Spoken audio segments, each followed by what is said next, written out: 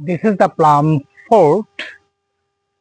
খুব তাড়াতাড়ি এই আলু বোখারার রিভিউ নিয়ে আপনারা মাস্টার গার্ডেনে দেখতে পাবেন যে আলু বোখারা কিভাবে খেতে হয়, কি কি গুণাগুণ আছে, আপনারা কিভাবে এটা ক্রয় করতে পারবেন, এই বিস্তারিত বিষয়গুলি নিয়ে খুব দ্রুতই আপনাদেরকে একটা ভিডিও দিব। আপনারা অবশ্যই মাস্টার গার্ডেন বারোমারি ইউটিউব চ্যানেলে চোখ রাখুন এবং মাস্টার গার্ডেন বারোমারি ফেসবুকে ফলো দিয়ে রাখেন।